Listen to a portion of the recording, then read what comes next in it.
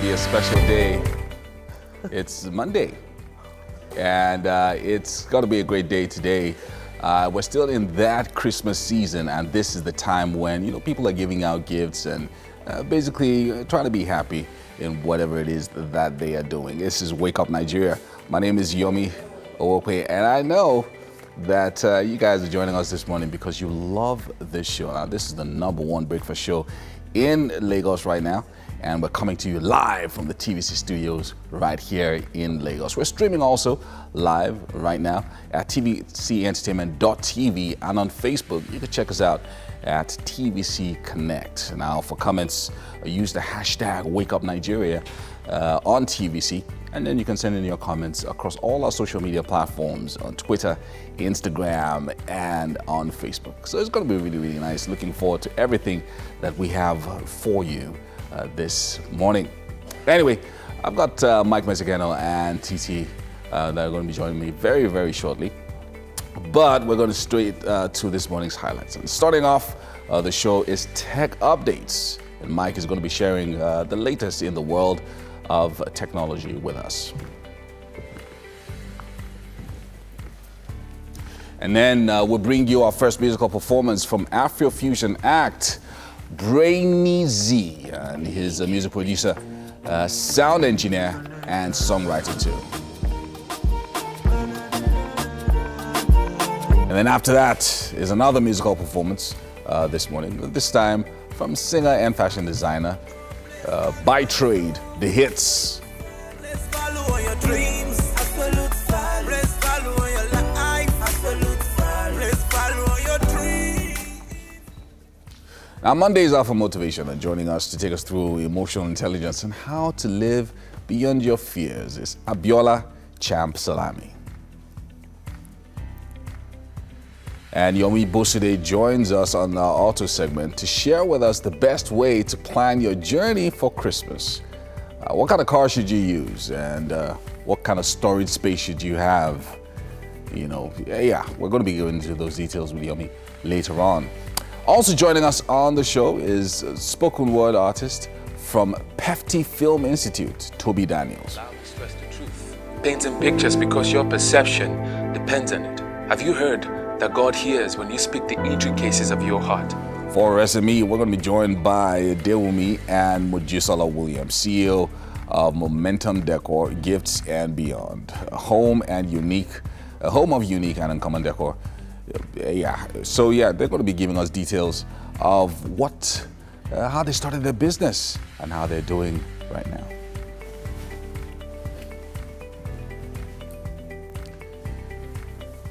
All right, good morning, guys. Yep. Hey, it's Monday, yeah? Dirty December. Dirty December. We're right in the thick of things, right? It's already, ninth? Today's the 9th, and this weekend was a very, very gingered weekend. Lots of things, lots of things. And definitely the biggest one has to be Cardi B. Oh, yeah. In Cardi B Lagos. in Lagos. So, but the Nigeria Ghana, I know, are not always okay. our brother. So I'll fight to continue. So she went to Ghana, and they didn't get the same treatment she gave us. She went out all hood on us. Yeah. Like, she wanted to see the streets. She was with everybody. Yeah. And she went to Ghana, and the celebrities could never meet her. I'm not talking about it. They were expecting, this will not be Nigeria. Yeah. Wow. When would they allow? Wow. It felt good to a little extent. Yeah. It meant that yes, we do have some sort of regard or clout. Clout standing. But I just wish that in other things also would just step up that way. But I have to say, as a personality, Cardi B is just very real. She's on another level of real. When you just stop and do things that a normal person would do, even though you're a millionaire in dollars, you're just wondering, did she really just do that? So as God will have it, I was at the supermarket thinking, man, this show is just going to pass by. I don't have tickets. I'm not planning to go. I'm not feeling too good. And then lo and behold, she just walks into the supermarket. And she was coming to shop for a charity. And I'm just like, she's literally pulling things off the shelves on her own. You know, she wasn't sending people to do it. She stood by the till herself to watch them pay. I'm like, wow, this is really, really nice. And You know, yeah. She does. African parents go, Cardi B, nice. But if their daughter should do a quarter of what? Of what Cardi B did in Lagos, no, of course. they will disown you. Yeah. So it brings in mind. It brings to our culture, and it made me think. Yes, I do. She's electric. There's something to love about her, you know. But we celebrate things, or I don't know. Would we let it happen, or those things we didn't have a problem with it. But if it was one of us, you know, she's someone that we know has had cosmetic surgery quite a lot, and then. In case, just look at maybe like a Toke who maybe has done a little bit of cosmetic surgery and everybody goes, it's no, I mean, you know, it's the same, but you celebrate this one so much. Why different standards? No, but think about what she did giving back. You know, No, I don't think it's about the giving back. Really? I think it's more of even in our homes. I think that also happens a lot. So that your certain things your father won't let you do. Of course. But he knows that maybe your cousin or your neighbor's child can do it. And your neighbor's child can still come to the house. And he's all accepted when everybody's around. You see, but when those guys leave, and it's now you and your parents, they tell you that, okay, in this house, we don't do this, right? So sometimes I think that when you have a visitor, you accept, Yeah. you know, you're open as, you know how you shouldn't give things with your left hand, you know, and things like that. So, but when a visitor comes, when an international guest is around, they give you things with the left hand, you still receive it. They don't bow when they greet you, you still accept it. You know? So I think it's that cultural. I mean, that analogy is perfect. I think it's that cultural thing. Well. So once our culture is in it, you are Niger and you cannot greet, you know, that kind of a thing. So I think that's where that's where that acceptance came in. That let's just take her as she is, you know. She's here for 2 days. Let's not show ourselves. But so I think the big one, of course, the second one, of course, had to be Anthony Joshua. We'll talk about that. That will be Kofi Gizman. The guy, you know, he's wiser now. Wiser. He Floyd Mayweather that match. yes, sir. Baba Wojo. I love so, it. man, You know? I don't know. So I think with ISPs in Nigeria are a problem. I had two or three different ones. We have to Trying take to skip to watch it. we have to take the news now, but of course, there's still so much to talk about, so much to happen on the show. It's all yours, Ibrahim. All right, good morning and welcome to the news. It's a period of accusations and counter-accusations over Friday's arrest of the convener of Revolution Now, Omoyole Sowore, at the Federal High Court in Abuja after the condemnations of the fracas many believe was caused by the Department of State Services. The security agency has come out to deny it arrested Mr. Sowore inside the court, but the publisher's lawyer has countered that denial. Before we get into that, let's bring you this exclusive interview we had with Mr. Sowore's mother. Esther Kehinde Sowore describes her son as a God-fearing man who has never committed a crime. She also says her health has degenerated and she's unhappy her son might be absent from home as the festive season approaches. In the name of Allah, I am begging Buhari in the name of Allah to release my son. It's affected my health. It's affected my health. Release my son for me. Release my son. Release Omoyole. It is time. Enough is enough. Release Omoyole for me. Sir, help me. Everybody is preparing for Christmas and New Year. And if not because of this continued dissension, my son will have been prepared for going to the village to meet me and meet everybody in the village. Everybody is waiting for him. So I am now pleading to Muhammadu Buhari to assist me, to help me, to release. I need fully release from Muhammadu Buhari. Fully release, 100% release. So I am now inviting all the leaders, Tinubu, Soyinka, the vice president, and all the leaders to assist, to help me to release Omoyole Sowore. It's not a criminal. It's a man of God. I know my son. My son loves everybody. And so what does the DSS say? It says its men were stationed in the court premises and not in the courtroom, and that the arrest drama was orchestrated by Mr. Sowore's supporters. The spokesman of the DSS, Peter Afunaya, says Mr. Sowore's supporters mobbed him while chanting, "You can't arrest him," in a bid to shield him from an imaginary arrest. But Mr. Sowore's lawyer, Femi Falana, has countered the DSS denial. In his words, quote, "As soon as the case was adjourned, the SSS pounced on Sowore and caused the disruption of the proceedings of the court." Unquote. Mr. Falana also countered the DSS press release by asking, quote, "If Sowore's supporters subjected him to such brutalization in the presence of SSS operatives, why were they not arrested for contravening the provisions of the Anti-Torture Act 2017? Or were the SSS operatives expecting the supporters of a defendant wanted by the state to kill him in their presence?" Unquote. And the presidency has also lent its voice to the Omoyole issue. According to the statement signed by the president's spokesman, Garba Shehu, the Department of State Services does not need the presidency's permission in all cases to carry out its essential responsibilities as laid down in the Nigerian Constitution. He said Nigerians ought not to be surprised that Mr. Sowore is a person of interest to the DSS following his call for a revolution which he did on television. He said no government would allow anybody openly call for destabilization of its hard-won democracy and do nothing, reiterating the fact that Nigeria is already dealing with issues of insurgency caused by militants fighting for some sort of revolution. He said the country doesn't need another spate of lawlessness and loss of lives, all in the name of revolution.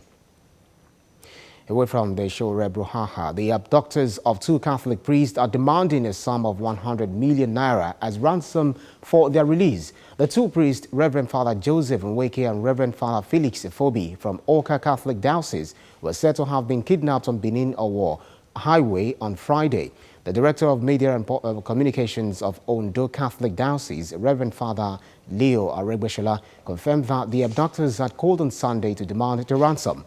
Spokesperson of the State Police Command, Femi Joseph, said the State Commissioner of Police had ordered men of the command to go after the kidnappers while the investigation into the incident continues. 5 members of the family have been confirmed dead during an alleged invasion of Boko Haram fighters in Gunere village. Some locals confirmed to TVC News the victims died as a result of airstrikes and an intensive gun duel between the fighters and security operatives, which lasted for hours. Sources say the military formation in Gunere community was almost overrun by the insurgents, but Nigerian soldiers and other security operatives repelled the attack. Gunere village is about 78 kilometers away from capital Damaturu. And that's it on the news update for this hour. Let's bring you the weather forecast for today.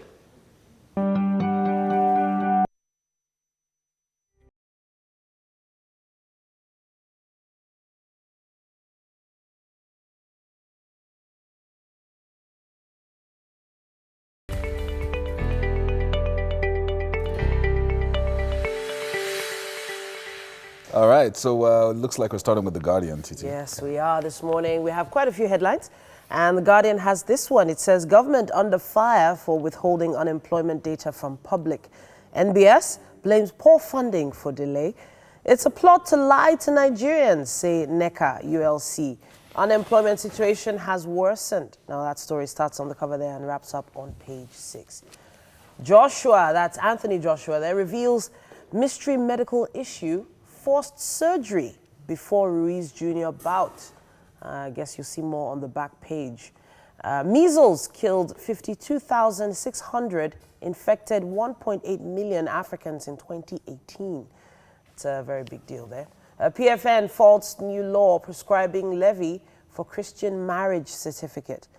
It also says here, 19-year-old Yahoo boy sets girlfriend ablaze in Lagos over infidelity. More on the Metro pages. And I'll wrap up with this one. It says, Nigeria slipping into lawlessness. IYC, Afenifere, others warn. Presidency absolves DSS, declares agency acting under its powers.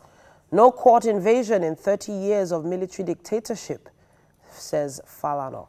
That's what we have on the cover of The Guardian. Yeah, let's look at the Vanguard.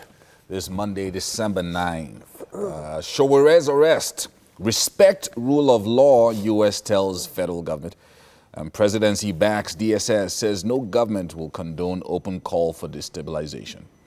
And DSS operative apologized to Justice Ojukwu for invading court, says Falana.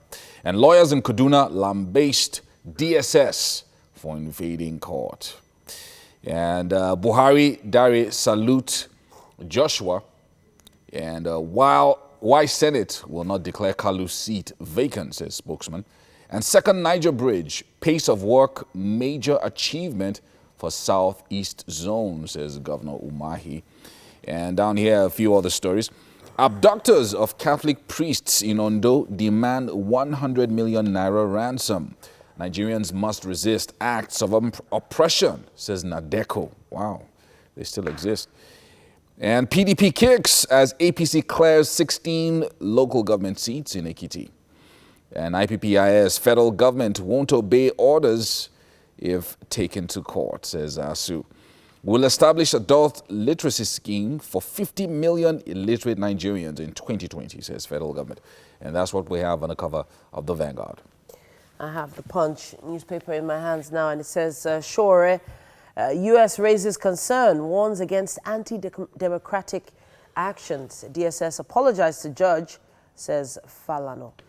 Then there's a photo story here. It says pupils attack Delta teacher after allegedly taking drugs. Now, in this particular image, I can see the police have tied these men by their elbows. I don't think I've ever seen that on anything. Yeah, probably not enough handcuffs. Maybe they got a few of them into handcuffs, and the rest of them, they just thought, okay, let's tie them up. By the elbows, though? You know, I feel bad for chickens when I see it happen to chickens. Talk less of human beings. Well, that's another story for another day. APC wins 16 Ekiti local government chairmanship seats. PDP kicks. I signed sex tape girl's expulsion letter in tears, says Babcock VC. Internet fraudster burns girlfriend to death over infidelity. Robbers kill 4 in Lokoja Abuja highway attack. 9 ex-governors whose corruption cases are forgotten. That's panorama stories there. And I'll wrap it with this one.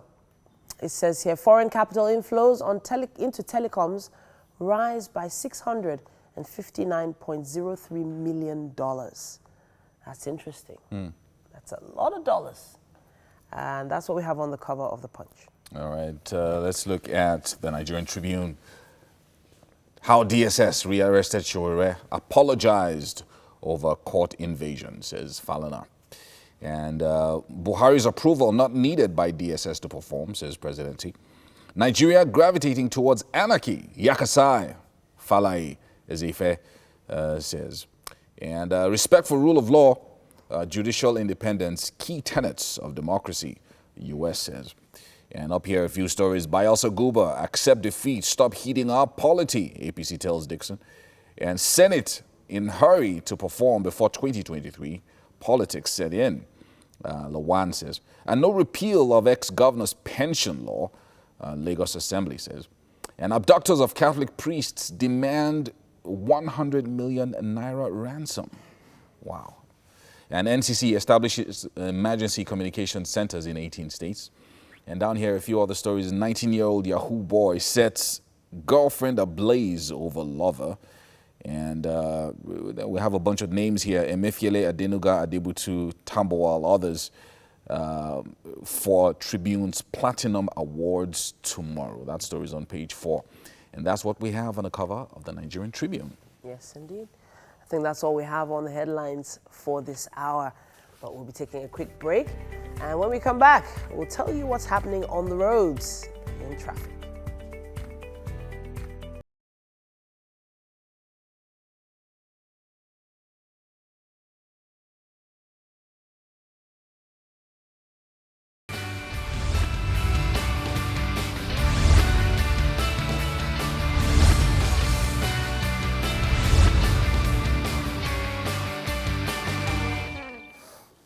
welcome to Lagos Traffic segment. Let's see how much we can help you navigate the traffic situation in Lagos. If you want to be a part, you can also tweet to us at TVC Connect. Use the hashtag #WakeUpNigeria and let us know how it is going around you if you're on the way.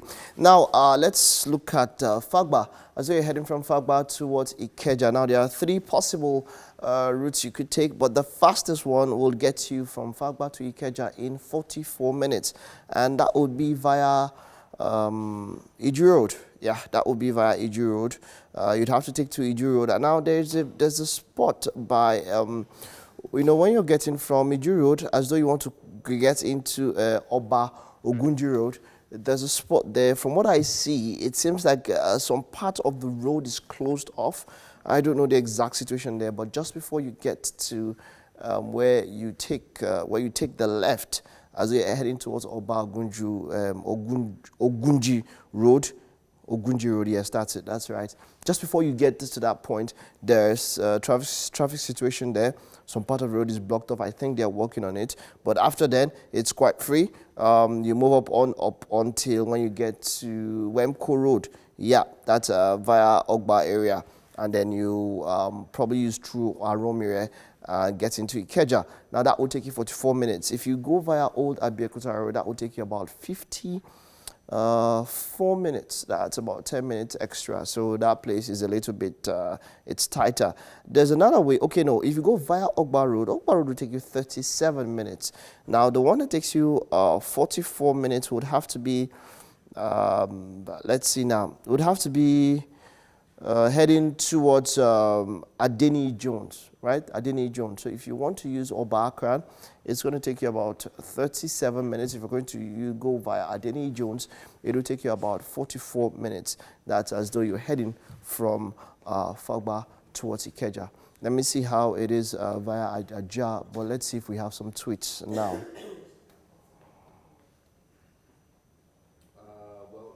Over at different locations around Lagos this morning, it looks like there's traffic, Monday traffic going on. Here, I'm seeing a few people commenting along the major roads. Ikorodu Road, of course, the major bus stops, seems like there are many blockages there. And but I mean, standard Lagos traffic is what I'm seeing here. I don't know if TT has anything. It says slight traffic currently approaching Ojota inward Maryland. Now this is via traffic butter. And then Allen Roundabout en route Secretariat currently good to go according to at NG Car Parts. 1 minute to go. Barracks inward under bridge along Badagry Expressway currently good to go. Cathedral en route State House currently appreciable movement. It says also via traffic butter. Golden Gate inward Glover Road currently good to go. And I'm not sure if you have this one. It says here moving traffic currently from Maza inward mile 2 along Badagry Expressway. Yeah. Okay. Well, those are I think the major stops that. But of course, it's Monday traffic, so you would expect that it's going to be busy. People are shopping for Christmas, so whatever you need to do, in and out, is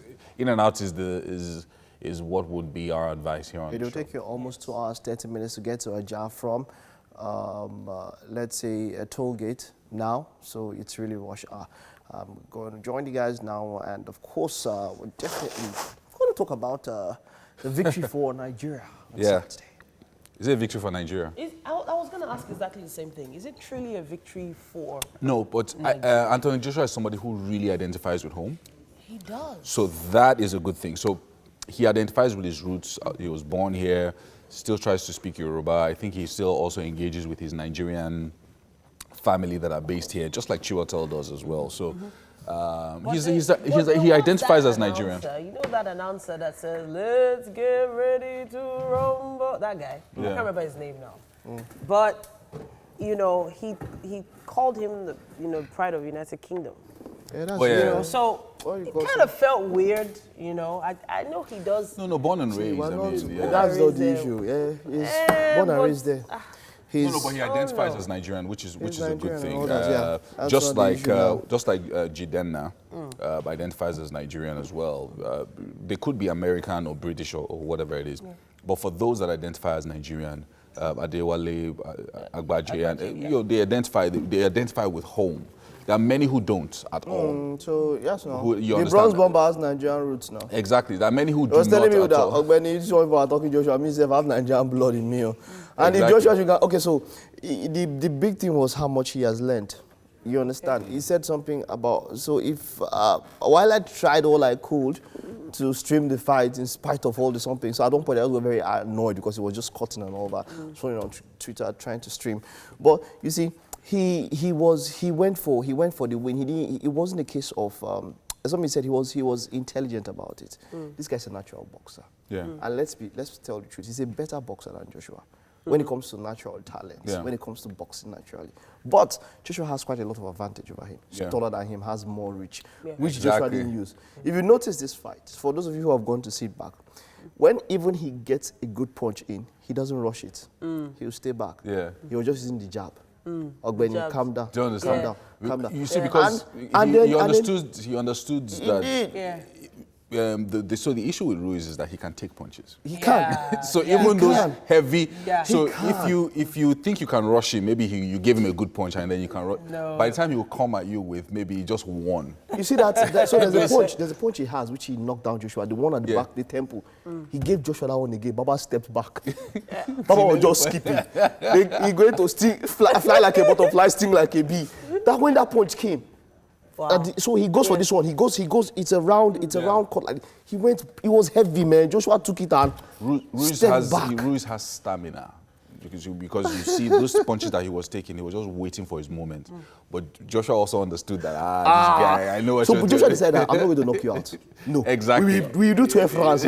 Both of us. So the issue is, I feel like Ruiz trained on the streets. You know, I feel like he's like a street boxer. Like all these like street gang kind of boxing. Like he's just a rusher kind of like. So I think that whole fighting spirit thing, the whole sportsmanship thing was even toning the guy down, to be honest. That's one. Two, I noted something. You know, Anthony Joshua has always been well put together. You know, his hair is always sheer. The guy's hair full, beard everywhere. Like I'm sure the last few weeks of his training was like... concerned about his looks. He wasn't concerned about looking fine or whatever. He was focused on that belt. And then the guy Focused on getting his belt back. funny. Yeah. Something funny. Ruiz said that Ruiz gained weight, even though he looked leaner. He had gained like 10 pounds. Like he was like that he was partying too much. That could have been an excuse or whatever. Yeah. That's his own. But he said he partied a bit too much. The same thing that we felt have happened to Joshua. Because everything punches him. And then of course, Deontay Wilder, there was already a verbal agreement for a unification bout if he should win. There was already that agreement with Wilder. So Wilder was cheering him on, go and beat Joshua. You know how to. Exactly. I said something. He said there's always one person that's a boogeyman for everybody. Exactly. He said that guy is Joshua's boogeyman. So Baba was not feeling. You know when Wilder is hailing you. Yeah. That Wilder is something else. So Wilder is hailing you. So very cool, very cool. Of course, the wait for the right terms. I thought it was really good. Yeah. The wait for the right terms for a Wilder. Now Wilder's going to go up against Fury. It's not clear that Wilder will win. Fury is a deadly guy. Fury is deadly. Fury is deadly, and it was a draw the first time. After the first time, it's not a surety that Wilder will win. Now, whoever wins that bout is going to be massive. There will be a unification. There could be there could a unification be. bout. It depends on if Joshua... And that's when we'll have the purely undisputed heavyweight champion of the world. Undisputed. There's only one belt left now. Yes, no. Just with that one belt. Wait, No, Mike, but how much did they make from this last bout? Okay, so That's my question. there's a steady pulse. Whether he won or lost, it was 50 million. That's a steady pulse. For Joshua. For Joshua. And this guy I thought it was 60 million. No, 50 was a steady. Okay, Now, 50 was without pay-per-view, without coming anything. Now, if you add pay-per-view and then you add fight winnings and everything, it got to about 66. Yeah. Wow. You understand? That's for Joshua. You understand? Duke got much lower, not up to 20. Do you understand? Ruiz. Yeah. For this last Yes. bout. But now the thing is that, of course, everybody goes Joshua, and then he states, of course, you know the tax man is going to take almost 40% of that. Oh, my goodness. And then, of course, I have a crew. I have quite a lot of that. But yes, that's the biggest payday for any British or Nigerian Nigerian boxer. Incidentally, Samuel Peter was fighting on that same day. And they knocked out Samuel Peter and Ramoa. I don't know. So Samuel Peter is still fighting. See, you know some of those things. You just take some of those things because you know that okay, whatever happens, if you Nigerian nightmare. This Samuel Peter that went up against Klitschko. So Peter that time was the fit Ruiz, you know, big. You know there's some man they just say, see that round one you can just fall down. We'll still pay you. Don't worry. Wow. Against the Nigerian nightmare. Oh wait, you said 60 million. Was 66. Is that pounds or dollars? Dollars. Okay, just wanted to dollars. clarify. I just wanted to be sure. Wait, I don't know what's that too big. There's not so much difference. So yes, it's the the biggest payday. people I mean, like me. prior to that time, How much did he make? prior to that time, the biggest payday was 20 million for any British boxer. So he has really This is gone massive, up and about. and I think it's Up and also about it. because you know it's well publicized. It's beyond just cable. Cable TV and regular TV, it's now digital and all of that. I'm so telling that the advertising dollars that went into that match. What? And of course, apart from the Saudi guys who are just too excited, Let's not even go too there. excited that you know Let's not even go there. that AJ was in their country. It was In the country. it was It was fantastic. good. It was good. yeah. Alrighty, so we have to take a quick break, but we will be back. So much more on Wake Up Nigeria.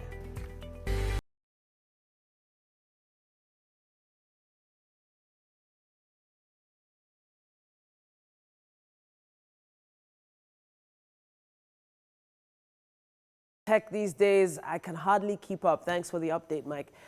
Victor Bakare, with the stage name Da Hits, is a Nigerian singer and songwriter and a fashion designer as well. Now, he has so many great songs, but songs like As My Time and Don't Lose Hope are the ones he's most recognized for. Now, he has an EP ready to drop in the coming year, and he's about to perform for us. Welcome to the show. I need you to use your mic, yeah? All right, good morning. All right. How far? Oh, I've been good. Tell me about the song you're about to perform. Well, this song is all about, you know, speaking reality, like whatever you're going through, how it has been, you know, during the globe, being a Nigerian, being an African, you know, even when you are going out there, you face a lot of things, but you just have to like believe in yourself, like just try to like place absolute value on yourself. It doesn't matter if you are black, it doesn't matter if, you know, you don't have a parent, it doesn't matter. You just have to like place value on yourself, let people know who you are, the stuff you are made up, and don't let the world just, you know, just bring you down. That is just what it's made of. Amazing. So what sort of genre of music is this? What do you call your style of music? Actually, I you know, there's a lot of kind of music out there, like, you know, there's Afro pop, there's pop and cool. I just decided that, okay, I need to come out with different thing, different concept entirely, which is, I just believe my kind of song is a reality, you know, kind of song, and Reality. I'm going to name it my own way, do it my own way, my own thing. But if I should look at the celebrity out there that I can say maybe I have this kind of flair for, I would say it's another good of a thing. Okay. So, All right. Now you've given your music a place now, and we're going to hear you perform. All right. All right. Yeah. Da Hits performing Pavon. Yes. Absolute value. Place value on your dreams. Absolute value. Place value on your life. Absolute value. Place value on your value. Yes, I get to be great. Even when stress and uncertainty sets in.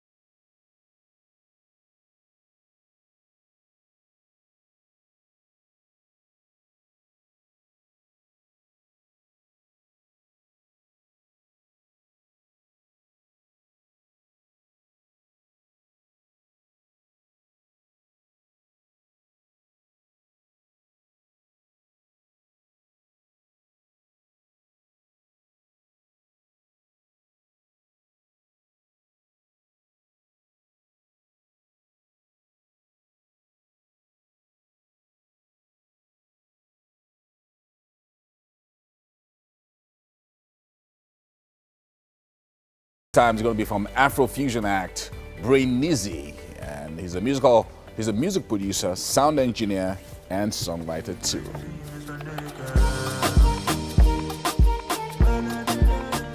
Abiola, the champ, Salami, is going to be joining us soon.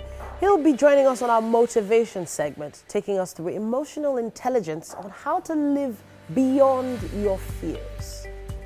And Yomi Bosude joins us on our auto segment to share the best way to plan your journey this Christmas. What kind of car should you use?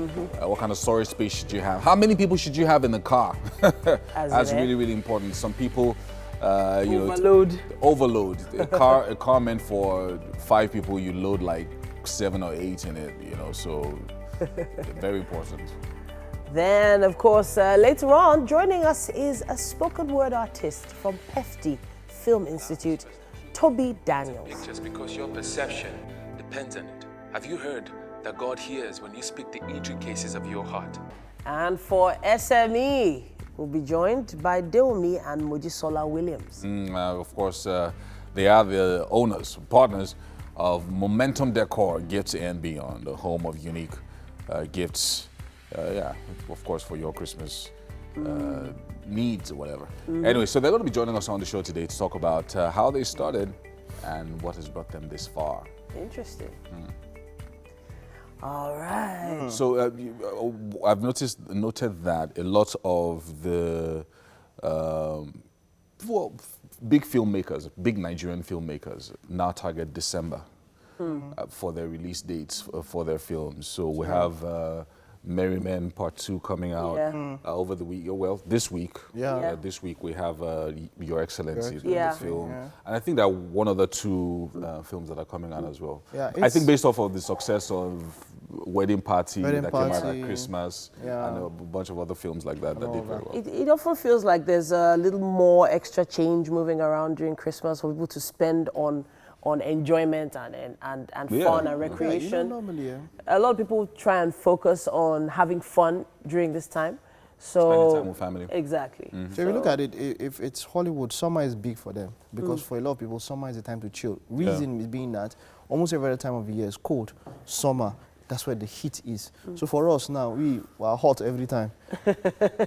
Christmas when we have our own Hamatan, so so for them, summer is the time when big movies. They target summer and of course end of the year, but summer is the big one for them. So June, April, May, June, July, that's when the big movies there come out. But for here, you have to target this period because this is the period that people I want to go to the cinema. So it's good. So we're having our movie seasons now. Yes, we do. Well. We should. So we do.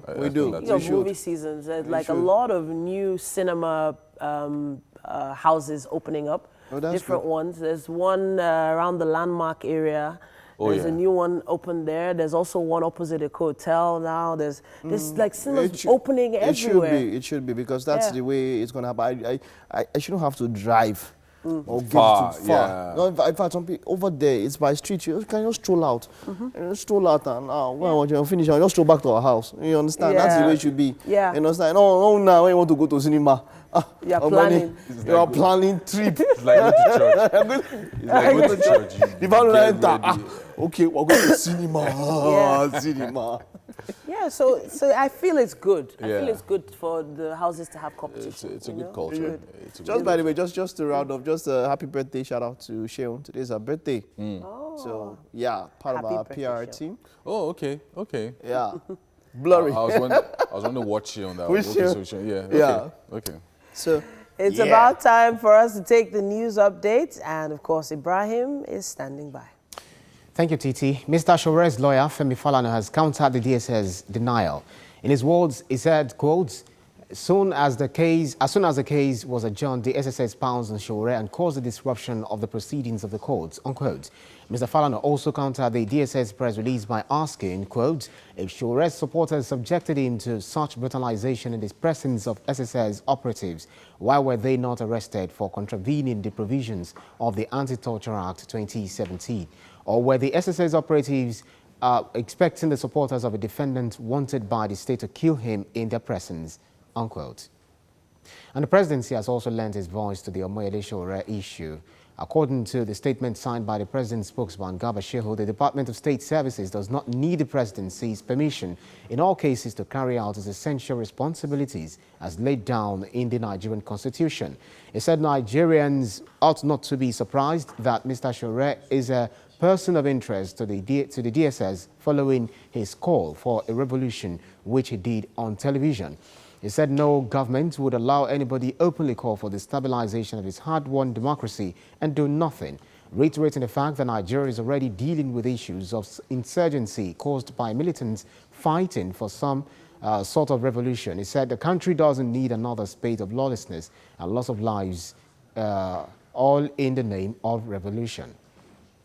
Away from that, the abductors of two Catholic priests are demanding a sum of 100 million naira as ransom for their release. The two priests, Reverend Father Joseph Nweke and Reverend Father Felix Efobi from Oka Catholic Diocese, were said to have been kidnapped on Benin-Owo Highway on Friday. The Director of Media and Communications of Ondo Catholic Diocese, Reverend Father Leo Aregbeshola, confirmed that the abductors had called on Sunday to demand a ransom. Spokesperson of the State Police Command, Femi Joseph, said the State Commissioner of Police had ordered the men of the command to go after the kidnappers while the investigation into the incident continues. 5 members of the family have been confirmed dead during an alleged invasion of Boko Haram fighters in Goniri village. Some locals confirmed to TVC News the victims died as a result of airstrikes and an intensive gun duel between the fighters and security operatives, which lasted for hours. Sources say the military formation in Goniri community was almost overrun by the insurgents, but Nigerian soldiers and other security operatives repelled the attack. Goniri village is about 78 kilometers away from the capital, Damaturu. That's the news update for this hour.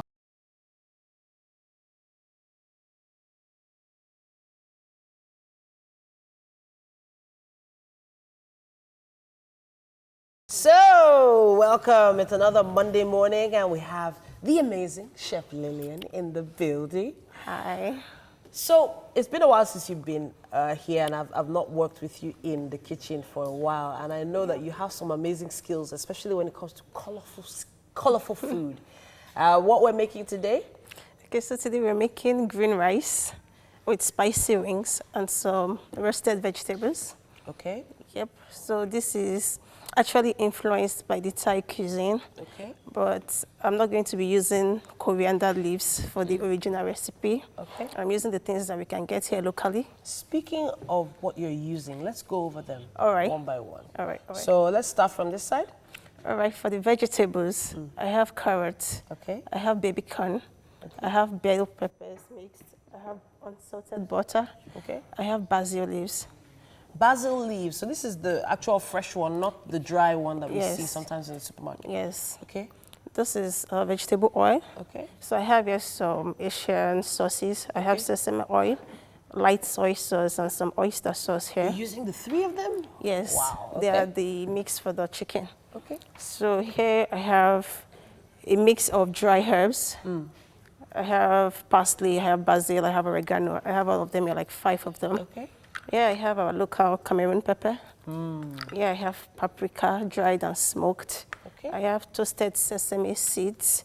I have black pepper, and I have cumin powder here. So there's a lot of spices involved, but this selection of spices, especially for a type of cuisine, what type of cuisine is that? That's Thai cuisine. Thai cuisine. Yes. So paprika, sesame seeds, sesame oil, Yes. soy sauce. We see that a lot in Thai cuisine. Yes. But then there's a lot of green here as Yes, well. so here I have green chilies. I have onions, red onions. I have garlic, and I have ginger.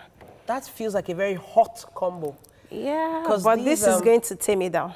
So the basil will tame down the heat. Yes, the basil, the So oil. this is chili, all chili on the plate. All then chili. red onions, which is also hot, plus ginger, which is also hot. Not so much of it, though. Oh, goodness me. Okay, so it smells like, well, it feels like it's going to be very tasty. Yeah, so it what's the is. first thing we need to do? Okay, so the first thing we need to do is to get this into the oven.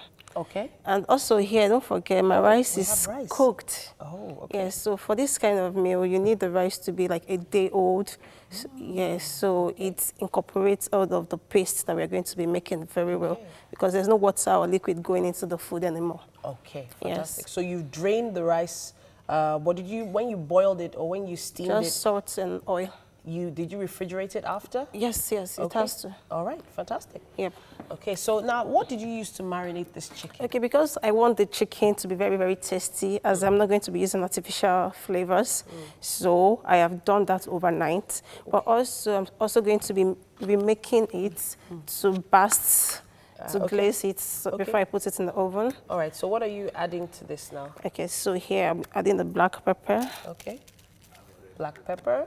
Yes, paprika. Okay.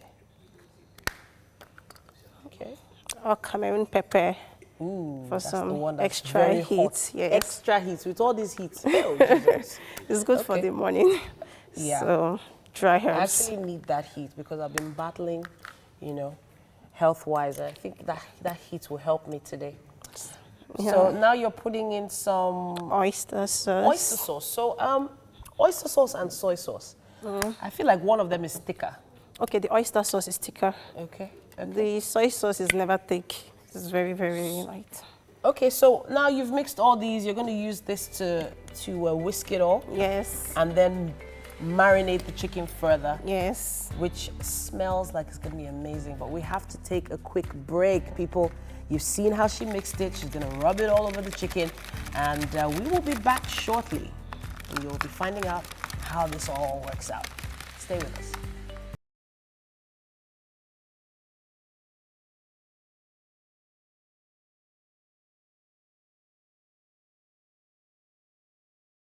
It's so interesting, the information that's out there online. People just need to go and, look out for what happened back in the day. For instance, a lot of Nigerians know about Abuja, but Abuja, the capital city of Nigeria, is located in the center of Nigeria and is the Federal Capital Territory. Now, it's a planned city which was mainly built in the 1980s and officially became Nigeria's capital on the 12th of December in 1991, replacing the role of the previous capital, Lagos. Now, in light of the ethnic and religious divisions of Nigeria, plans had been devised since Nigeria's independence to have its capital in a place deemed neutral to all parties. The location was eventually designated in the center of the country in the early 1970s, as it signified neutrality and national unity. Another impetus for Abuja came because of Lagos' population boom, which made the city overcrowded and its conditions squalid. The logic used was similar to the way Brazil planned its capital, Brasilia. Construction broke ground and was dedicated in the late 70s, but due to economic and political instability, the initial stages of the city were not complete until the late 80s. So do you remember when it became the capital? Oh yeah, I do. You do? I do remember. It was IBB who eventually, in fact, he sped it up after an attempted coup on him. So he sped it up and made sure that, It happened. he was moved because he used to be at the Dodan barracks in Lagos. So yeah, it was pretty, anyway. It was such a, even when you look at, I went online to see the plans and the whole idea of such a city. And then, of course, it did come out quite nice, all the roads and everything. And it's grown such a lot since then. It's now really, really huge. And the way the presidential villa was then built, it was built like a city on its own. Unlike Dodan barracks that you can just drive to. So it's not easy for you to get in there, I guess. as it was before. All right. Anyway, the world's first traffic lights anywhere in the world sprang into action outside the House of Parliament in the UK in December 1868. The robot-like contraption shown that you can see on your screen was installed in the northeast corner of Parliament Square and near the spot that is today occupied by the statue of Winston Churchill. The signal system was designated or designed to bring order to a chaotic junction. Traffic lights towered 6 meters. That's about 20 feet above the carriageway. And they still required a police operator, but they were visible. At least everybody could see it. And the equipment worked along similar principles to those already used on the railways. And, as more people, got their cars, more people were on the road. So it became really, really Important. dangerous. Oh, well, yeah, of course. To drive on the roads because, there were no laws, essentially, no road traffic laws and all of that. So those traffic lights were really, really significant at the time. 200 years ago. Yeah. And now all around the world, without traffic lights, they're just some It's things like nothing can work. Nothing Yeah. can work. But, it's great to know how long ago that started. We also have this story now. X-rays were discovered on a dark evening in 1895. Now, Wilhelm Conrad Röntgen was perplexed by a fluorescent screen in his lab that was glowing for no apparent reason. Now, his experiment on how cathode ray tubes emit light appeared to be affecting something that was not part of his study. It took weeks spent eating and sleeping in his lab to identify the cause of this mysterious glow. And it was a discovery with which Röntgen's name is linked for all time and earned him his very first Nobel Prize in Physics in 1901. His discovery of a new form of energy would be subsequently named after him, but he always preferred the term X-rays from the mathematical designation for something unknown, as no one understood what these remarkable rays actually were. Now, in a series of experiments, Röntgen discovered X-rays could travel distances of meters and could pass through materials such as cardboard, wood, aluminium, unimpeded, but not through denser materials like lead and bone. So that's how X-rays were discovered. It was literally a mistake. It was just something that just happened. It was just looking and trying to find out what it was. Exactly. Spend weeks. Oh my goodness.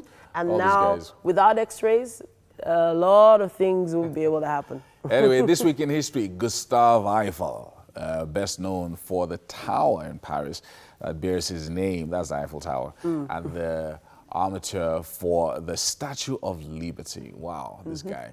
Alexandre Gustave. Now, this guy was born on December 15. Well, that's going to be next week, but we just thought to bring it in early. In Dijon, Côte d'Or, that's France. The Eiffel Tower was the focal point of the Exposition Universelle, that's in 1889, and drew millions of people to Paris. Although originally thought of as an eyesore, the tower quickly became a tourist attraction and a national symbol of France. At over 1,000 feet tall, it was the tallest structure in the world until 1930, when it was surpassed by the Chrysler Building in New York City. Wow. That was the guy that built the structure for the Eiffel Tower and the structure for the Statue of Liberty. One person, his name is written in history. The guy's amazing. The guy's amazing. Crazy. Yeah. Well done to to him. Yeah. And people have since then been conceptualizing really, really grand structures that have come up since then. World Trade Center, the Burj Hotel in Dubai, and a bunch of other places. So many.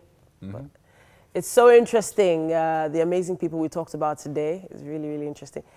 But we have to head over for a performance now. Mike, it's all yours. We have Brain Z, who is an Afrofusion artist, a music producer, sound engineer, songwriter, and singer. He produced the soundtrack for the CAF Awards in 2018 and 2019.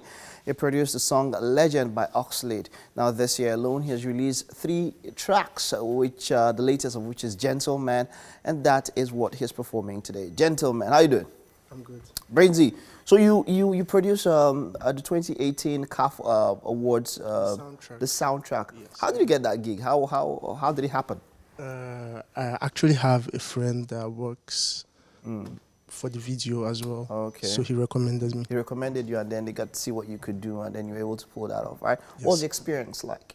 It was good. It was fast though. It had to be done in a short while. So it was actually challenging. Okay. But I was able to pull it through. Yeah, no, that's something I want to talk about. You're a music producer and all of that, and that fire brigade mentality. Is it something that a number of artists do? Do they give you time? Like, so artist just comes and I want a hit now. How much time on the average do artists use to work on their soundtracks and all of that? It depends. Some work weeks, some work in minutes. Okay. So it depends on how the flow is with the artist and Alright. how prepared he is. Great one. So we're performing Gentleman for us this morning. Yes. All right, Brinzy, take it away.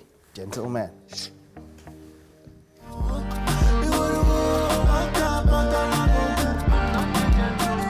You like it,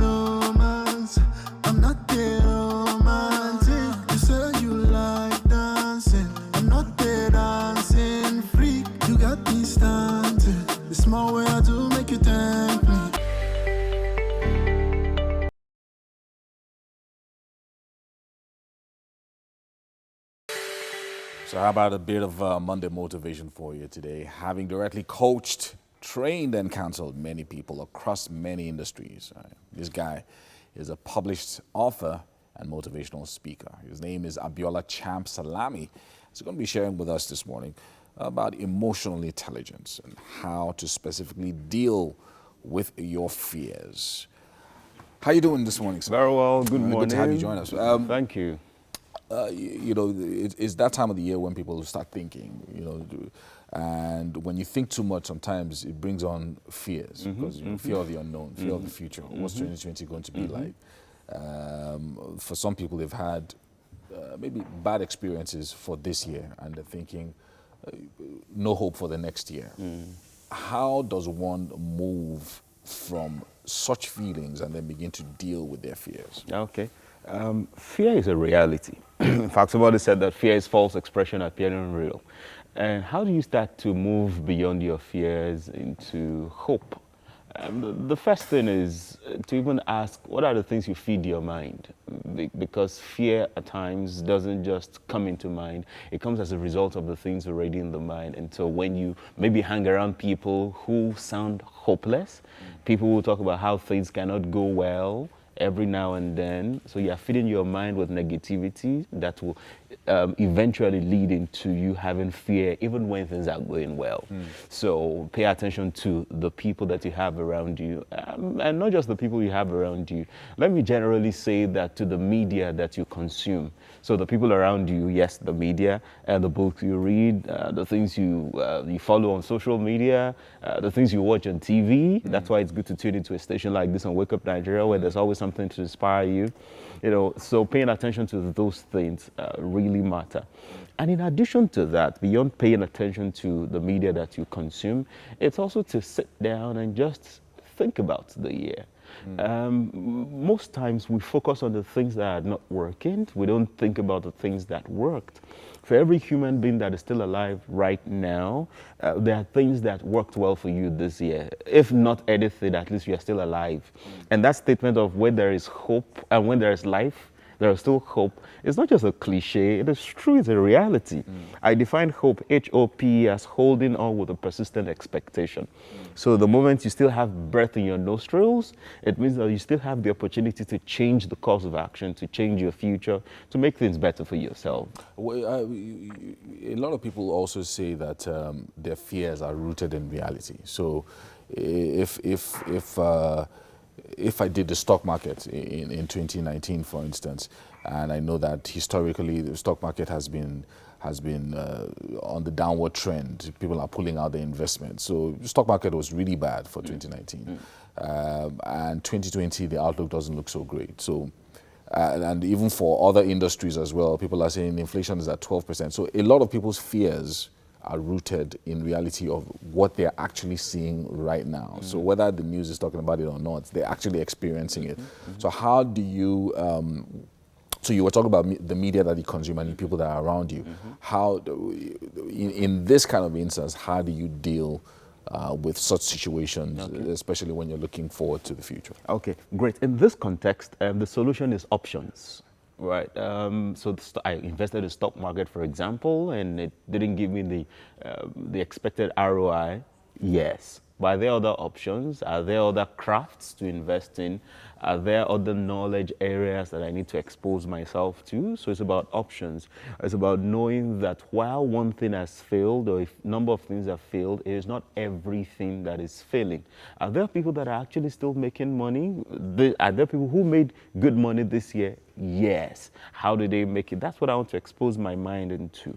While it is a reality that the reason for this fear is because of the economic downturn, is because of even the predictions of more economic, an economic outlook that is not better than where we are now. In as much as that is factual, the other fact is that people are still making money from other sources.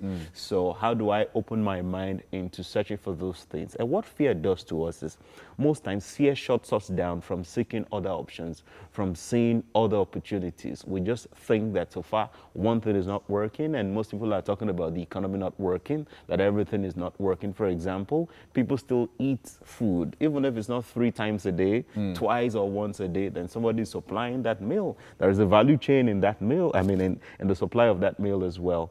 You know, there are many other opportunities to invest in. So it's about not being myopic. It is about not it's about not being myopic. It is about not being scarcity focused. It's about being abundance focused. Scarcity focus is that things are not working, things will not be better. The gloom, things are negative, things are going down. That's the conversation on one side. The conversation on the other side about abundance is, even if I don't have enough for now, how can I make more? How can I get more? Where is it happening? Where is there green grass somewhere that I can go and fetch from? And the moment we allow fear to stop us, we can think about that. So let's talk about the pitfalls. Of course, you've defined, you know, trying to avoid certain situations or certain people. So going forward, if I'm trying to get this positive mindset, and you talked about hope, you talked about alternatives and options that you might have and all of that. How do I ensure that going forward, I avoid the pitfalls that could bring back that fear? Because, you know, sometimes you have this hope, you feel motivated, you go out there, you try to do it, and then, you know, the reality hits you once again, the reality of what you're seeing on the ground. So how do you navigate those pitfalls and sort of like give us a sense of what to do on a day-to-day basis to ensure that we stay continually hopeful and motivated? Okay, great. There's a quote that comes to mind that says, courage is not the absence of fear, but the willingness to persist in spite of the fear. So how do we avoid the pitfalls when we're trying to stay motivated to get things done? It is about getting things done. It's about doing the work. It's about staying on course. It is about learning the new opportunities that are available and not listening to those lies in our minds. I mean, for public speaking, for example, which is one of the things people fear the most, when you stand in front of a people, confidently you've prepared and you got on stage and you want to present, there's the possibility that some voice in your head may be talking to you. And I expressed that some years ago. I was exposed to an audience I've never been exposed to before, about 93% of them white. And then I jokingly said to someone that was the day I realized that village people also can obtain visa, you know. And what I mean by that is, while I stood in front of them, I started hearing some voices say, you know, you can't, yes, because you've done this with blacks before. These are not blacks. These people are more enlightened. You cannot do it. And for a second, I allowed that thought to stay. And I saw myself started shaking in front. But thankfully, I recovered from that in about 5 seconds that no, I've done this before. These people are about to enjoy what I'm about to do, and I will continue no matter how, no matter the feeling of fear. As I continued acting, the fear started going away. So how do you avoid the pitfall? Do the work. Get on stage, prepare, learn, study, whether it's public speaking, whether it's about business, whatever it is. Get to know as much as you need to know. It is said that knowledge is power. Get to know as much as you need to know, and as you are knowing, start acting, start living. You may still have that feeling of fear, but keep on working, keep on doing it, and at the end of the day, you'll be glad you stayed the course. Well, you guys, you heard it from the champ. Keep doing what you're doing, and you know, those fears begin to recede. And make sure that you keep the right people around you, and get the right information into your system, so you can face that fear and win all the time. Thank you so much, Biola Champ, for joining us this morning, motivating us for the rest of this week. For some extra motivation, looks like Titi and Chef Lillian are doing something special in the kitchen. Hey, guys. I am indeed motivated by what Chef Lillian is up to right here in the kitchen with me. Now, we've had quite a journey, and I'm trying to see if we can get the list of ingredients up on the screen so that we can tell you exactly what we're making. One more time, you called it green rice, right? Yes, green rice, spicy wings, and vegetables, roasted vegetables. Yeah, so we have rice, we have onions, we have bell peppers, green chilies, chicken wings, ginger and garlic, carrots, soy sauce, baby corn, sesame oil, oyster sauce, and green basil leaves. Amazing stuff. Now, I saw you slice some butter into that pan. Yes. And so the butter will be used to fry the paste. The paste. So what's in this paste once again? Okay, so these are the green chilies, the green basil leaves, onion, ginger garlic, and then cumin powder. cumin powder. Yes. So this was just put in the blender for about 3 minutes. Yes, 2-3 minutes. All right. So I'm gonna be frying them up now. So there was something I noted about your blending. You didn't use water to blend it. Oh yes, so I used oil instead. When you use water, it just splits up everything, and then it's very, very runny, and it takes a lot of time to cook. But oil holds the fort, like it holds everything together. Okay. And you have a better consistency. Okay, okay. All right, so this looks like a lot of pepper. Yeah, for a lot of rice. So how much rice was this? Okay, this is 500 gram, Okay. half of a kg. Okay, Yes. half a kilo Yes. of basmati rice, or Yes, is it basmati fragrance rice. Okay. Yes. Now, she mentioned earlier that this rice was cooked yesterday. And I was interested in that because you said it has to be day-old rice. Yes, a day-old rice. You see how it is now? It's not wet or anything. Yeah. If it was cooked right now and sieved and all that, it's going to just separate and just be, we need it to be gummy, to be, You need sticky rice. Yes, we need sticky rice actually. Okay, all right, fantastic. So the color of this green, Yes, you know, it's not something we're used to. Let me just put it that way. Green rice, green rice. green chili. This is very similar to green curry. Okay. Only that we didn't use the lime leaves, we didn't use coriander leaves and all that. Otherwise, this is exactly a Thai curry paste, yeah. Now, I was hoping we could check out what's happening in the oven here. Yeah. I'm hoping we can see it. So maybe I could just open the oven and then we could get a shot of what's happening in there. But it is smelling amazing. Yeah, so in the oven, we have baby corn, carrots, bell peppers, bell peppers, chicken wings. chicken wings. Yeah, Now, that's the part Rostina. everybody is waiting for. The chicken wings. You created a marinade for the chicken wings. Yes, as well. I did. So that was the soy sauce, sesame sauce, sesame oil, oyster sauce, paprika, black pepper, salt, All right. So I can see you putting in Cameroon pepper. you're putting in a teaspoon in there. And Yes. What are you tasting for? I need to exactly? taste the seasoning, so now I have to add more salt to this. Salt. Okay.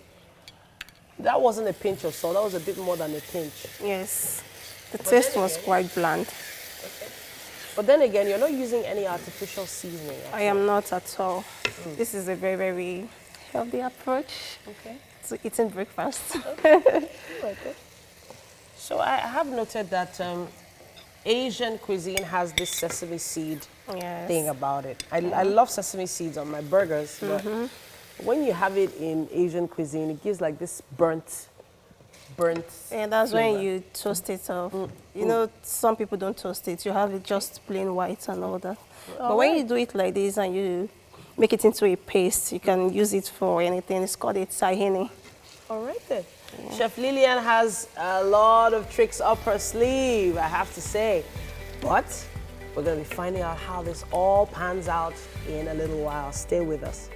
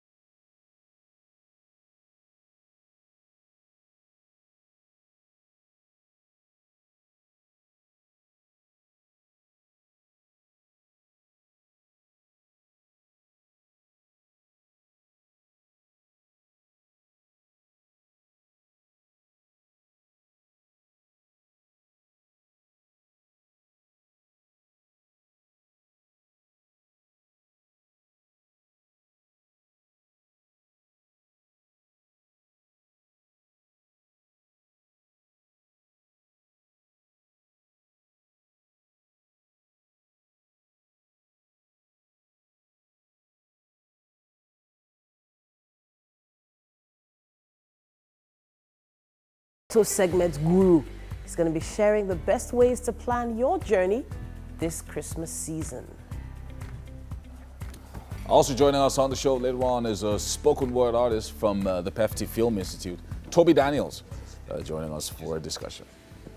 Allow me to stress the truth. Painting pictures because your perception depends on it. Have you heard that God hears when you speak the intricacies of your heart? Listen. And finally, for SME, we'll be joined by Dilmi and Mojisola Williams, CEO and, of course, founder of Momentum Decor, Gifts and Beyond, a home of unique and uncommon decor gifts. When it comes to private and corporate needs, we'll be asking them a few questions, finding out what they're all about very, very soon. Yeah, so I noted that, okay, so it's really great. A big shout out to TVC's management. Now there's a creche that's about to be opened today on the premises for all the TVC staff and their young ones. And as a mom, I have to say it's one of those things that is always on our minds, you know, where to put our kids, especially the very, very young ones. So big shout out to the management of TVC for putting that amazing creche together. We're going to be visiting the place. So when are you guys? Today. When are we doing? When are we? Go to mommy and daddy's workplace day. Oh, what? Is that what it's called? Go to work. Is that? I know there's a name. There's a name for it. He has a day. No. Bring your kid to work day. Aha, see now. Okay, so that's the other way. We're just looking at it from the other side. Half full, half empty. Bring your kids to work day or go to. So whichever. So which day is it going to be? Which day is it going to be? It's Christmas season, it'll so definitely happen. It'll have to happen during the Christmas season because the kids will be at home. Let's see the younger lion, Yomi. We need to see the younger lion. But he has a battalion behind him. 3 kids. What? We'll see how we'll look at my kids' schedule. Wow, nice. See, that's the future. Very nice. Say, daddy, I have to check my schedule. I can't just come to your office like that. Wow. You know, this is holiday period. It's my time. This is me time, daddy. That's what kids are going to do. Yeah, but we'll see how it goes. We have to take the news update now. No, Ibrahim. doesn't stand up. Now it's a period of accusations and counter-accusations about Friday's arrest of the convener of the revolution now, Omoyole Sowore, at the Federal High Court in Abuja after the commendations of the fracas. Condemnations of the fracas, many believe was caused by the Department of State Services. The security agency has come out to deny it arrested Mr. Sowore inside the court, but the publisher's lawyer has countered that denial. Before we get into that, let's bring you this exclusive interview we had with Mr. Sowore's mother. Everybody is preparing for Christmas and New Year. And if not because of this continued dissension, my son will have been prepared for going to the village to meet me and meet everybody in the village. Everybody is waiting for him. So I am now pleading to Muhammadu Buhari to assist me, to help me, to release Omoyole Sowore. The DSS statement, it says its men were stationed in the court's premises and not in the courtroom, and that the arrest drama was orchestrated by Mr. Sowore's supporters. DSS spokesman Peter Afunaya says Mr. Sowore's supporters mobbed him while chanting, "You can't arrest him," in a bid to shield him from an imaginary arrest. And Mr. Sowore's lawyer, Femi Falana, has countered the DSS denial. In his words, he says, quote, "As soon as the case was adjourned, the SSS pounced on Sowore and caused the disruption of the proceedings of the court," unquote. Mr. Falana also countered the DSS press release by asking, quote, if Sowore's supporters subjected him to such brutalization in the presence of SSS operatives, why were they not arrested for contravening the provisions of the Anti-Torture Act 2017? Or were the SSS operatives expecting the supporters of a defendant wanted by the state to kill him in their presence? Unquote. And the presidency has also lent its voice to the Omoyole Sowore's issue. According to the statement signed by the president's spokesman, Garba Shehu, the Department of State Services does not need the presidency's permission in all cases to carry out the essential responsibilities as laid down in the Nigerian Constitution. It says Nigerians ought not to be surprised that Mr. Sowore is a person of interest to the DSS following his call for a revolution, which he did on television. It said no government would allow anybody openly call for destabilization of its hard-won democracy and do nothing. reiterating the fact that Nigeria is already dealing with issues of insurgency caused by militants fighting for some sort of revolution. He said the country doesn't need another spate of lawlessness and the loss of lives, all in the name of revolution. And that's the news today on Wake Up Nigeria. Stay tuned for weather.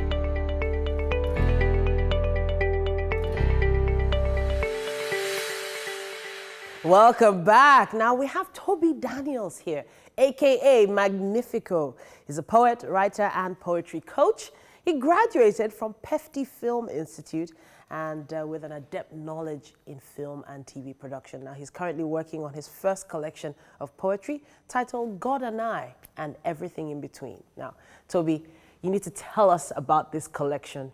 Please, please, please tell us how it came to be. Yeah. I'm really excited about it, actually. It's my first book. Okay. And it's set to be out in March 2020. And basically, it's a collection of thoughts and poetry. So I'm talking about everything about life, talking about spirituality, talking about lifestyle, talking about art, basically confusion, depression, anxiety, and all of that. So that's what the book is about. So basically, it's like me, God, and then everything sandwiched in between, you know, something like that. Okay. Yeah. Now, how long have you been working on this collection? I've been on it for 2 years. A long time. Yeah, a long time. But you know, there's a difference between having the spoken word and then having the written poetry. Yeah. You know, there's a certain energy that comes with spoken word. But have you been able to blend the two and put everything into the book? Well, luckily for me, I had a little bit of training in acting and presentation. Okay. So I'm a performance poet. Okay. Yeah. So some people are page poets. They don't really know how to perform like spoken word live. But I'm opportune to perform both. All right, Yeah. then. And I can't wait to see the performance for today. What's the title of what you're about to do? It's titled Prayer. Prayer. Yeah. All right, then. It was released in 2018. Okay, Yeah. so I'm going to let you take the floor. Thank you It's so all much. yours.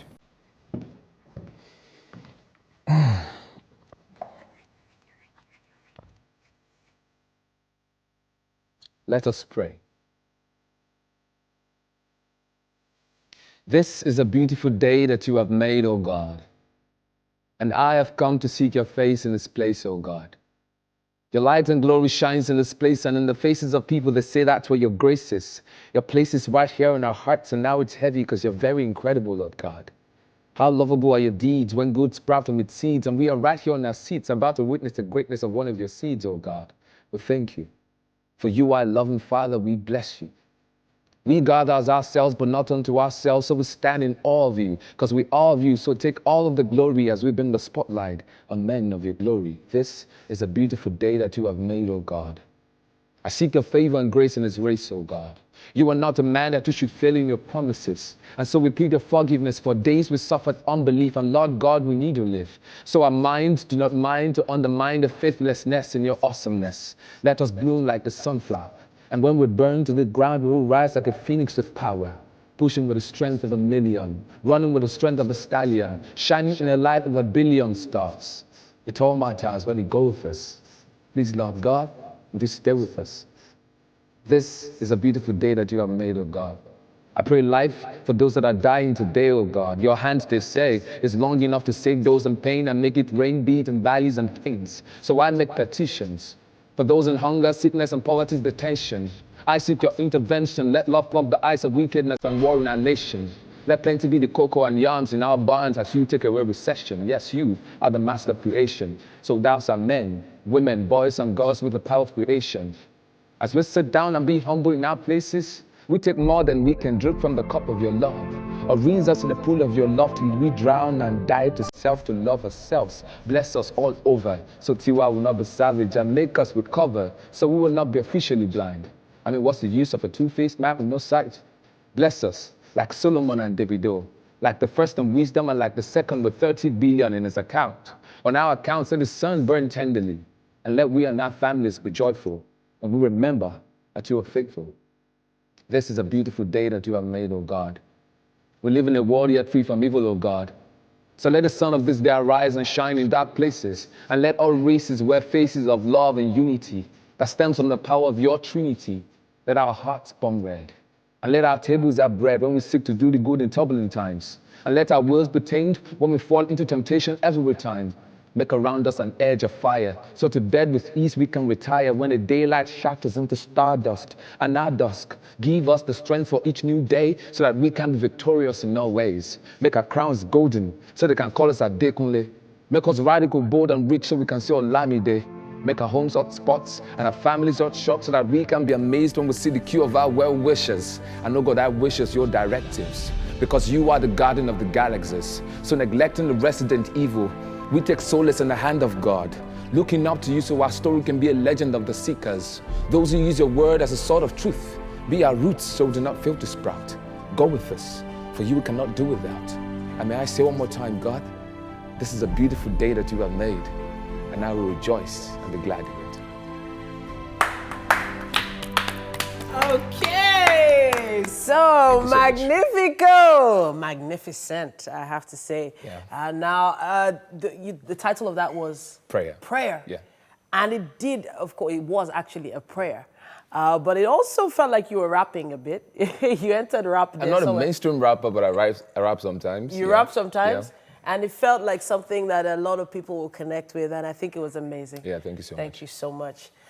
We have to head over to the garden. It's time for our auto segment with Yomi and Mike. All right, so you know how it is. It's Monday morning and the sun is up. I don't know if this one is vitamin D or K, because it is now. It's getting very hot. But hey, I've got Yomi, boss today in the house. He's here after going for an event or yesterday night.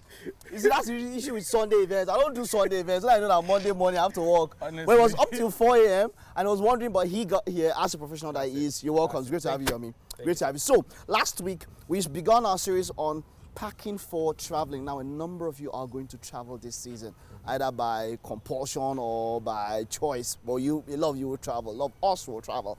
And we spoke about let's just do a very fast recap. Things to check before you travel. We spoke about tires. Yes. Okay, we spoke about the engine, definitely. Yes. And all of that. We spoke about, what else? Your we spoke vehicle about documents. your vehicle documents, Your driver's exactly. license. Your driver's You don't license. wanna get caught on You don't the wanna way and get you'll on be the fine. highway, exactly. Yes. So now let's get to it. When you're actually traveling, you've already packed and all of that. What are the few things you need to know? How do you put people in your car? You have 4 people, you have 5 people. How do you arrange them? How do you go about during the actual journey? Okay, during the actual journey, first things first is ensure that everyone is properly seated and strapped. So if you have really big people or average size people, you put the bigger guys on the left and right while the smaller person is in the middle, you know, and don't try to overload the vehicle. You see, that's something. Avoid overload. How do you know the limit of your vehicle or what the weight limit? Is there any way you can check that out? Ideally, there used to be weigh bridges way back. Okay. However, there are simple ways of also doing it. Don't have more than 3 people behind.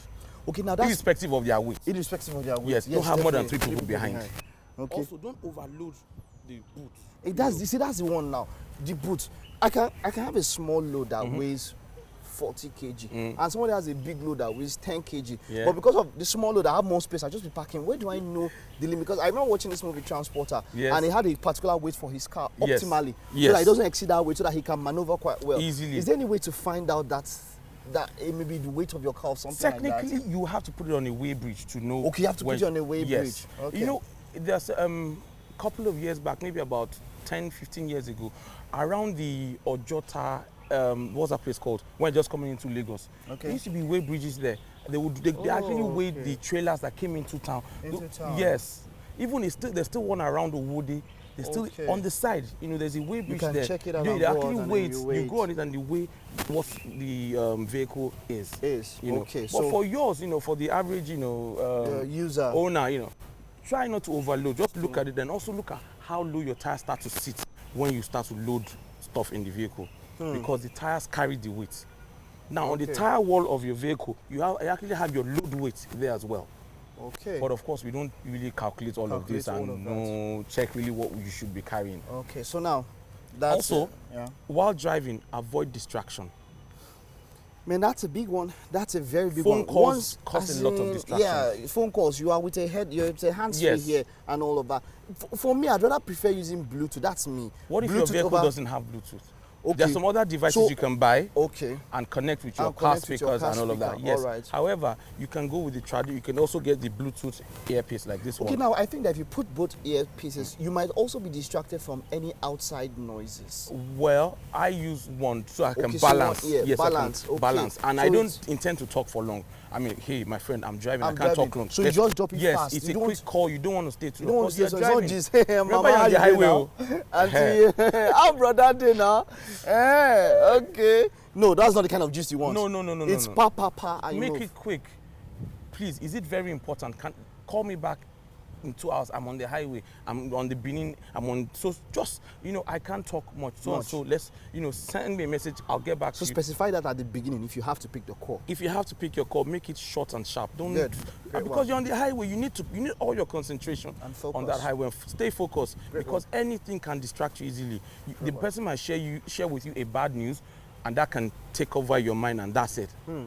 That's it. Great one. Okay. I mean, we don't want any fatalities. We love you all. The entire TVC wants you to be I alive like to always that. watch. I like So, this guy. I like this guy. hey, All right, good. So after that, of course, other distractions also Yes. in the car. Even in the car, if you need, also part of pre-journey is to ensure you have enough rest. Wow, that's Getting very enough important. rest Enough before your rest and trip, sleep. because fatigue can set in easily. Have you ever heard someone said, "I closed my eye for just a second"? And that's it. That's the accident. A second and you're off. Good. So ensure you get enough rest before the trip. Good. I mean, if not that if I had to travel today, I probably wouldn't be at that event till 4 a.m. I'd have left there much longer. earlier. Because your body needs to be properly rested, your mind, because you're concentrating. Driving is indeed serious business. It's no joke. Good one, good one. Okay, so we've done traveling now. We don't have enough time. Yomi's going to come back one more time before the year runs out. I'm going to do what you should do after you've arrived and all that. Yes, definitely what you have should some check out checks and all. And all that. Thank you very much, Yomi. It's All always right, great bro. having you.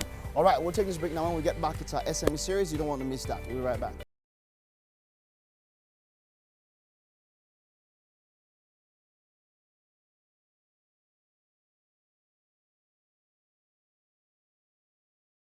We bring you businesses around Lagos doing something and also hoping that they can inspire us to do something as well. Now, Deumi and Mojisola Williams are founders of Momentum Decor, Gifts and Beyond. It's a place where you can find unique and uncommon decors and gifts for corporate and also private needs as well. Now, Mrs. Mojisola, or Auntie Mo, as she's fondly called, is devoted to making everything she sees beautiful and better. And of course, she's joined this morning by her husband, who is also a co-founder in the business. Thank you so much for joining us. Thank you for having us. Sa and Ma. One of the first things I always ask entrepreneurs and business owners is, how do you do business in a city like Lagos with all the challenges, multiple taxations, and all the crazy things that go on? But let's start from the beginning. When did this business start? Yeah, we started this about January, early January. Of this year? Of this year. Okay, well, It's gonna be 2019. 2019. Oh, wow, so it's about a year now. about It's a year. gonna be- That is good. Yes. You know why? Because this can be a case study for us. A lot of the businesses that we bring here, they'll say, oh, we're 5 years in existence or 10 years. But starting a business in 2019, almost a year now, 12 months. Yes. How has it been for you? Really, it has its ups and downs, but we always say slowly but surely. With the economy of the country, it's not that easy, but we keep growing. Like the name keeps taking us up and up, and we won't give up, we'll keep going. Yeah. Now, sir, you are, I know that you're an investor, that's part of what you do. What were the things that were going on in your mind when you were looking to invest specifically in this business? It's a small business, it's just starting, but you thought this is a good business to put money on. Well, for me, I mean, we're a returning diaspora, was in the US for 40 years, and I decided to return home and invest in Nigeria. And so this was our first venture, and to give it a shot. And our desire has always been, let's go home as we travel around the world. We've seen a lot of beautiful things. Why not make it available in Nigeria? Now, the environment is not exactly perfect, but I think with time, I think things get better. We're in a business where most of our customers, when they show up, they are expending disposable income. So you have to meet basic needs first. So we're not the priority. So there's a little, the hard work through social media and reaching out to really entice people to come in and incentivize them to buy. But when the beauty of it, when they come in, they love it. It's they love everything in there. It's beautiful. And they want to buy and eventually purchase. And so that's been helping us. We have had a lot of repeat customers and that's been sustaining the business. So we're excited. It's nice. It's nice that you're talking about this and the fact that in Nigeria things are a little bit different. So internationally, probably in the U.S. and the Western world, people have more money to spend. They're paid what they're worth. But in Nigeria, it's a bit different. So it's only maybe like during Christmas period or all the festive seasons that people try to stretch themselves to buy some gifts for people or redecorate or whatever. So how do you meet people at the point of their need, creating a balance? So I don't want to spend anything too expensive, but I still want to decorate. How do you ensure that you're able to meet those needs?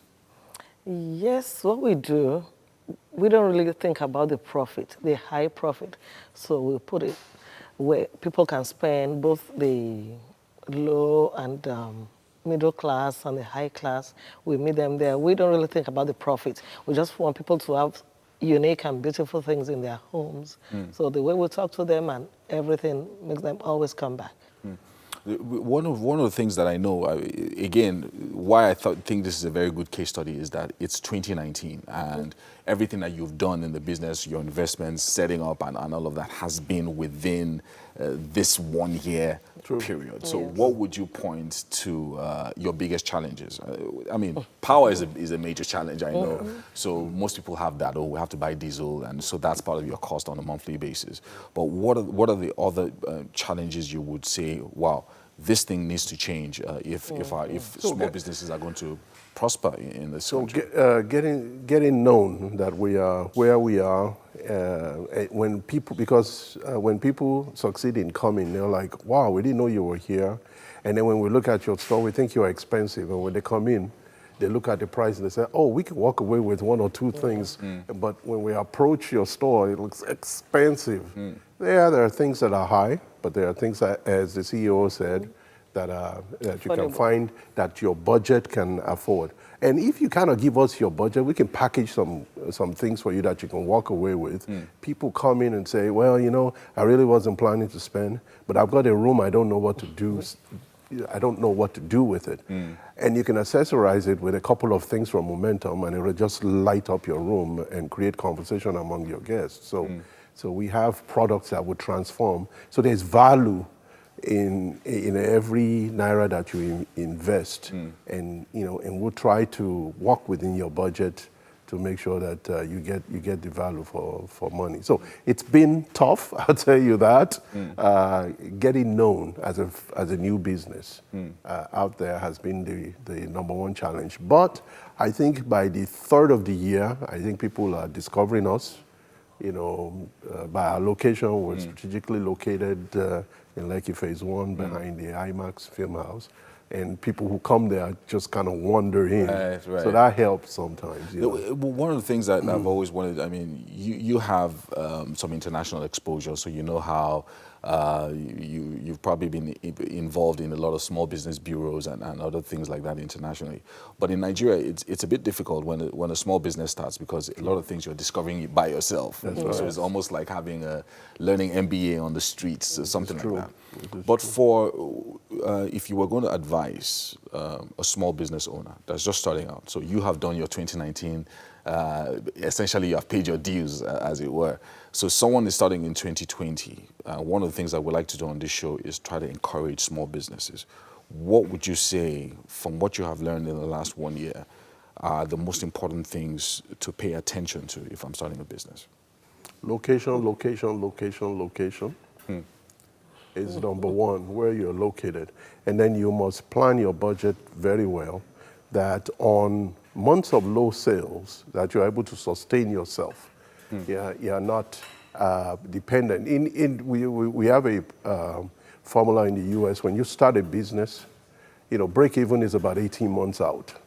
And so you need to fund yourself to sustain yourself for 18 months. Wow. To cover your cost, so that the business is sustained over time. But in Nigeria, we just want to make quick buck. If you're trying to go in for quick buck, you're going to die on the vine. You have to plan. You have to plan, find a way to sustain yourself, meet basic payroll and critical expenses. And then by being there over time, people know that there's longevity, and then they can, they'll patronize you over time. And so it's a long, short game, not a short run game. Yeah, because in Nigeria, I mean, of course, I'm sure with some of your experiences that you're the CEO of this business, you would note that if you had to take a loan, the pressure's on. And it's almost on immediately. So that's why it's something that's supposed to be 1,000, you're selling it for 3,000, and people think it's expensive. And sometimes it's just because you have to make the money and pay back. Maybe that's why I'm not stressed. I didn't take a loan, and that's why I said the margin, the profit is not why I want to pay back the loan, and I want to stress myself out by putting the margin up. It's so low that people come in, and this stuff is really good. It's really beautiful. I can afford it. Yeah. Wow, that's amazing. That's plan your finances right. Yeah, plan your finances right before you get into any business. No bank will come after you. Wow. Yes. I think that's one of the biggest lessons that a lot of entrepreneurs are going to be learning from this conversation that we're having. Plan. That's right. And you probably get it right at some point. Anyway, thank you so much for joining us on the show today. I've been inspired by your story, and hopefully 2020 will be a bigger year for you as well. Can you join us in the kitchen? Something special is going on there. Sure. I'm sure Thank you. Titi and Chef Lillian have done something very nice for us. Please join us. Thank you. Good morning. You're welcome. How are you? Thank you. How are you? You're welcome. Hi, Chef. Hi. This Hello, is Chef Lillian from Crescent Foods, and she has put together what she calls green rice. Green rice. Now, this is an Oriental style cuisine. Yes. And she's going to tell us a bit about it now. All right, this I have here, green rice. I've made with green chilies and basil leaves. No artificial seasoning in any of this. And here I have my Asian infused sauces. I have sesame oil, soy sauce, and oyster sauces to marinate this, and peppers. But I also have our local pepper, Cameroon pepper, in here as well, and vegetables. Go ahead and serve. Go ahead and serve. Yes, so please have a taste. Serve for them so that they can have a taste. Have a taste. Yes. Oh, that looks good. It looks really good. Green I rice. love the sticky rice. Green rice. Okay. Green rice, eh? So what gives it that green color? The green basil? chilies. Okay, the green chilies. Yes. Okay. I remember her blending the chilies down with basil leaves. And so that's something about it being like a green curry. Yes, right? yes. Oh, okay. Like a okay, so that's how that works. Okay. All right. Let's just do that. I still have vegetables. Okay. Oh, you want to put vegetables on there? Okay. You know, as a chef now. Okay. Right. As a chef now. You know. Okay, so while she's presentation. Yes. while she's getting that ready, I don't know what Mike Mesikeno is doing in the back there. You're not doing anything. Okay. How can I be doing anything? Well. Wow, Mike, really? Mike, you didn't have to. You didn't have to serve mine for me. Thank you Mike, so much. I'm not sure Mike is doing. I'm not sure Mike is doing that. I'm not sure Mike is doing that for you. So what do you think? Yes, thanks. Delicious. All right. You like spicy food, so it's really good. Oh yeah. Amazing. Thank you so much. Nice, good job, chef. And Big thank you. Yeah. That's the response we're looking for. Fantastic. Smiles on the faces. Now, you mentioned you have a Christmas menu, right? Yes, I have a Christmas menu on my Instagram page already posted there. Okay. And this is also on the menu. So everything she did here is right there on her Christmas menu on IG. Yeah. Please check her out online. At Crescent Foods. Yes. A big thank you to all our friends for joining us on the show today. Yes, indeed. Thank you so much. A big shout out to our friends at Homely NG for the kitchen accessories. Thank you, thank you, thank you. We'll be back again tomorrow from 6 a.m. Don't forget. I mean, you didn't ask me how this thing tastes. Bye.